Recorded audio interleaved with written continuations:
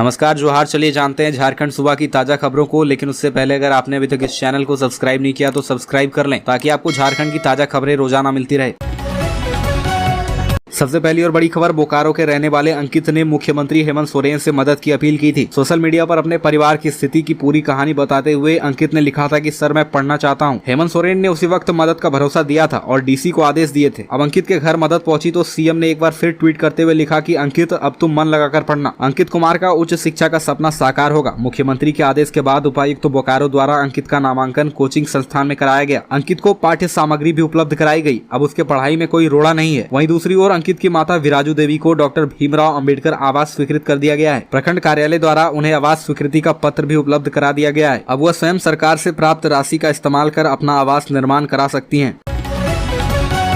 अगली खबर, झारखंड सचिवालय घेराव के दौरान शीर्ष बीजेपी नेता गिरफ्तार, कार्यकर्ताओं पर लाठीचार्ज। दुर्बा स्थित प्रभाव तारा मैदान से झारखंड सचिवालय का घेराव करने जा रही बीजेपी कार्यकर्ताओं और नेताओं को बैरिकेडिंग लगाकर रोकने का प्रयास किया गया। कार्यकर्ताओं ने बैरिकेडिंग तोड़ने का प्रयास किया, जिसके बाद पुलिस ने लाठीचार्ज कर दिया। कार्यकर्ताओं पर वाटर कैनल भी चलाया गया और आंसू गैस के गोले दागे गए। प्रोजेक्ट बिल्डिंग के पास रण क्षेत्र जैसी स्थिति बन गई है। पुलिस के जवान और बीजेपी के कार्यकर्ताओं में झड़प हो गई। झारखंड बीजेपी के मीडिया प्रभारी अशोक बड़ाई को चोट लगने की खबर है।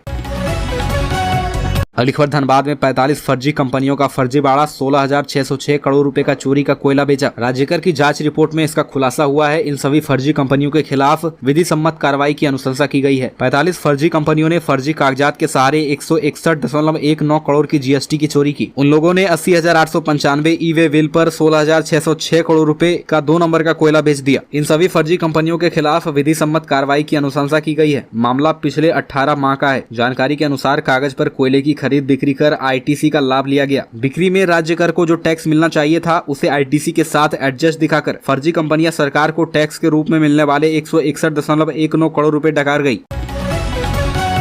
अगली खबर, सचिवालय घेराव में भाजपा नेताओं पर लाठीचार्ज। भाजपा नेताओं ने की पत्थरबाजी, फेंके पानी के बोतल। भाजपा का झारखंड सचिवालय घेराव के दौरान जमकर बवाल हुआ। सुरक्षा बलों ने पहले ही बैरिकेडिंग कर रखी थी, जिसे भाजपा नेताओं ने विरोध प्रदर्शन करते हुए पार करने की कोशिश की। इस दौरान पुलिस ने उन्हें रोकना चाहा तो कार्यकर्ता नहीं माने। भीड़ को तितर बितर करने के लिए वाटर कैनल छोड़े गए। इसके बाद पुलिस ने हल्के बल का प्रयोग किया। लाठीचार्ज में कुछ कार्यकर्ताओं के घायल होने की भी खबर है। भाजपा नेताओं की तरफ से पत्थरबाजी और पानी के बोतल फेंकने की भी खबर है। सुरक्षा बलों ने कुछ नेताओं को भी गिरफ्तार किया है, जिनमें विधायक बिरंची नारायण शामिल है। फिलहाल कार्यकर्ता बैरिकेडिंग के इस तरफ जमे हैं और वहीं से नारेबाजी कर रहे हैं। प्रदेश अध्यक्ष दीपक प्रकाश ने कहा कि जब सरकार डर जाती है, जनता की उम्मीद पर खरा नहीं उतर पाती, तब वह हिंसा का सहारा लेती है। आज इस आंदोलन को रोकने की कोशिश की गई है। वह किसी व्यक्ति का आंदोलन नहीं है, बल्कि इस राज्य की जनता का आंदोलन है और आने वाले दिनों में यह भी देखने को मिलेगा कि जनता क्या चाहती है। हेमंत सोरेन की सरकार बेईमानों की सरकार है, लुटेरों की सरकार है। सरकार ने शायद ही ऐसा कोई नागरिक हो जिसे ठगने का काम नहीं किया हो। अगली खबर, झारखंड में अगले 4 दिनों में 5 डिग्री से ज्यादा बढ़ेगा तापमान। राज्य में गर्मी बढ़ रही है। राजधानी रांची में तापमान में बढ़ोतरी दर्ज की गई है। संभावना जताई जा रही है कि अगले 2 से 4 दिनों में झारखंड का तापमान 4 से 5 डिग्री बढ़ सकता है। मौसम विभाग ने साफ कर दिया है कि अभी गर्मी से किसी भी तरह की राहत नहीं मिलेगी। तापमान में हो रही बढ़ोतरी का असर दिखने लगा है। इस साल के आंकड़े को देखें तो गर्मी का रिकॉर्ड टूट सकता है, क्योंकि मध्य अप्रैल में ही रांची का तापमान 35 के पार जा रहा है। मौसम विभाग ने बताया कि अगले 3 से 4 दिनों में ही राजधानी रांची का तापमान 40 डिग्री सेल्सियस तक पहुँच सकता है। न्यूनतम तापमान भी 25 डिग्री सेल्सियस पर पहुंच सकता है। अभी राजधानी रांची का तापमान लगभग 35 डिग्री सेल्सियस के आसपास है। जमशेदपुर में अभी तापमान में और बढ़त होने की संभावना है। इस वक्त यहां अधिकतम तापमान 40 डिग्री सेल्सियस के आसपास है। मौसम विभाग ने साफ कहा है कि अभी तापमान में बढ़त जारी रहेगी।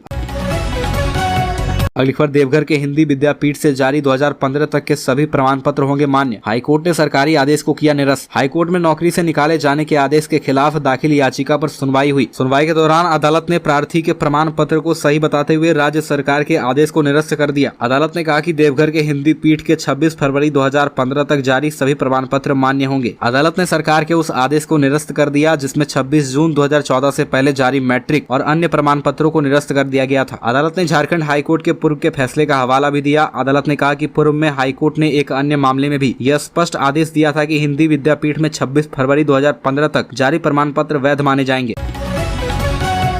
अगली खबर, रामगढ़ में 29 लाख रुपए लूट ले गए अपराधी। रामगढ़ जिले में अपराधियों ने लूट की बड़ी घटना को अंजाम दिया है। शहर के मुख्य मार्ग पर स्थित LIC ऑफिस के दरवाजे से अपराधियों ने 29,34,497 रुपए लूट ले गए। वहीं विरोध जताने पर एक व्यक्ति को गोली भी मार दी। इसके बाद अपराधी पैसे भरा बैग लेकर चलते बने। घटना के बाद घायल व्यक्ति को आनन फानन में रामगढ़ सदर अस्पताल लाया गया, जहां प्राथमिक इलाज के बाद उसकी हालत ठीक बताई जा रही है। मिली जानकारी के अनुसार LIC कंपनी का कर्मी पैसे से भरा बैग लेकर रामगढ़ LIC ऑफिस पहुंचा था। कर्मी का नाम ददन कुमार सिंह है। अभी वह पैसों से भरा बैग लेकर निकला ही था कि वहां पहले से घात लगाए बाइक सवार हथियारबंद अपराधियों ने बैग लूट लिया। मौके पर SIS कस्टोडियन ददन कुमार सिंह ने विरोध किया, जिस पर झल्लाए अपराधियों ने उसे गोली मार दी। अगली खबर, मनीष कश्यप केस में अब मोदी सरकार की एंट्री, मुश्किल बनकर सुप्रीम कोर्ट में खड़े हैं या मशहूर वकील। मनीष कश्यप को एक बार फिर सुप्रीम कोर्ट से राहत नहीं मिल सकी और उन्हें अगली सुनवाई का इंतजार करना पड़ेगा। सोमवार को टली सुनवाई के लिए मंगलवार को इंतजार किया गया कि सुनवाई का नंबर आ जाएगा, लेकिन मंगलवार को भी मनीष कश्यप की याचिका पर सुनवाई नहीं हो सकी। वहीं कोर्ट ने फिलहाल कोई राहत से इनकार करते हुए साफ किया है कि किसी कठोर कार्रवाई से फिलहाल राहत के लिए निर्देश नहीं दिए जा सकते। अलग अलग राज्यों में मुकदमा को क्लब किए जाने के मामले में सुनवाई 21 अप्रैल को होगी। मनीष कश्यप के लिए सुप्रीम कोर्ट में वरिष्ठ अधिवक्ता सिद्धार्थ दवे पक्ष रख रहे हैं। वहीं मनीष कश्यप के विरोध में कपिल सिब्बल दलील पेश कर रहे हैं और मनीष कश्यप को कठोर सजा दिलाने के लिए लड़ रहे हैं। मीडिया रिपोर्ट्स के अनुसार मनीष के वकील की दलील है कि तमिलनाडु और बिहार दोनों जगह एक ही मामले के लिए अलग अलग केस दर्ज करना गलत है और बिहार के ही केस को मुख्य प्राथमिकता दी जाए। इसके लिए दलील दी गई है कि मनीष कश्यप तमिल भाषा को लेकर असहज है।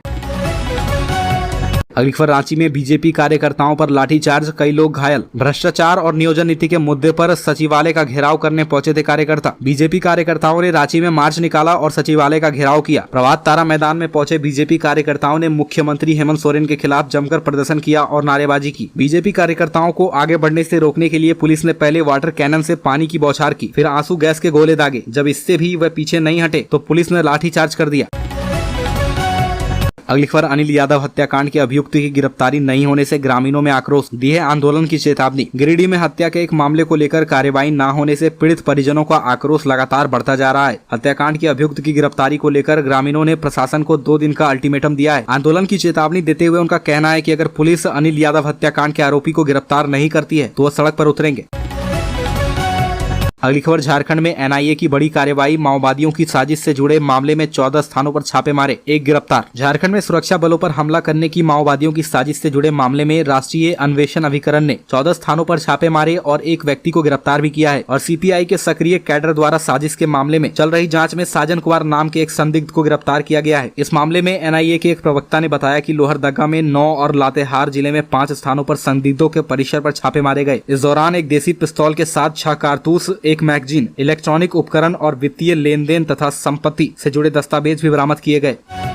अगली खबर, तेजस्वी के जाते ही सुस्त पड़ा राजद का मिशन झारखंड। बिहार के उप मुख्यमंत्री तेजस्वी यादव के जाते ही झारखंड में राष्ट्रीय जनता दल का मिशन सुस्त पड़ गया है। वर्ष 2024 के विधानसभा चुनाव में राजद ज्यादा सीटों पर प्रत्याशी खड़ा करना चाहता है। इसके लिए बूथ स्तर पर अभियान चलाकर ज्यादा से ज्यादा कार्यकर्ताओं को जोड़ने का दावा किया गया था। प्रत्येक माह किसी एक विधानसभा क्षेत्र में तेजस्वी का सभा भी होना है। यह योजना 1.5 साल पहले बनी थी। 1.5 साल में तेजस्वी केवल 2 बार ही झारखंड में सभा कर पाए हैं। हालांकि इस सुस्ती की वजह भी है। झारखंड राजद में इस दौरान उथल पुथल हुई। प्रदेश अध्यक्ष की कुर्सी से अभय कुमार सिंह को हटाना पड़ा और राजद की प्रदेश कमेटी महीनों तक भंग रही। अगली खबर, हजारीबाग में 7 साल की बच्ची से सिपाही ने किया दुष्कर्म। जवान ने शुक्रवार रात अपने साथ एक फ्लैट में रहने वाली 7 साल की बच्ची को हवस का शिकार बनाया। पुलिस ने नाबालिग का मेडिकल जांच करवाया और उसके पैंट पर लगे स्पर्म को साक्ष्य के रूप में जब्त करते हुए FSL जांच के लिए भेज दिया है। शहर के कुर्रा थाना क्षेत्र में किराए पर रहने वाले एक जवान पर 7 साल की बच्ची से दुष्कर्म का आरोप है। बच्ची के चिल्लाने पर परिजनों ने आरोपी को पकड़ लिया। सूचना पर पुलिस ने जवान को गिरफ्तार कर लिया। आरोपी गिरिडीह जिला में तैनात है। वर्तमान में वह रांची स्थित होटवार जैप में प्रशिक्षण ले रहा है। जवान सुशील तुर्की ने शुक्रवार रात अपने साथ फ्लैट में रहने वाली एक 7 साल की बच्ची को हवस का शिकार बनाया। आरोपी और नाबालिग पीड़िता के परिजन एक ही घर में किराए पर 2 अलग अलग फ्लैट में रहते हैं। अगली खबर, झारखंड हाईकोर्ट में याचिका दायर करने वाले 332 अभ्यर्थियों की शिक्षक पद पर होगी नियुक्ति। स्नातक प्रशिक्षित शिक्षक नियुक्ति प्रतियोगिता परीक्षा 2016 के मामले में झारखंड उच्च न्यायालय में याचिका दायर करने वाले 332 अभ्यर्थियों की नियुक्ति हाई स्कूल में शिक्षक पद पर होगी। JSSC ने जांच के बाद इन अभ्यर्थियों की नियुक्ति की अनुशंसा स्कूली शिक्षा एवं साक्षरता विभाग से की, जिसके बाद विभाग के सचिव के रवि कुमार ने संबंधित जिलों के उपायुक्तों को पत्र भेजकर 15 अप्रैल तक अनुशंसित अभ्यर्थियों की नियुक्ति का आदेश दिया है। झारखंड कर्मचारी चयन आयोग ने सोनी कुमारी मामले में सर्वोच्च न्यायालय द्वारा 15 दिसंबर 2022 को पारित आदेश के आलोक में झारखंड उच्च न्यायालय के मूल याचिकाकर्ताओं के रूप में सूचीबद्ध 332 योग्य अभ्यर्थियों की नियुक्ति की अनुशंसा की है।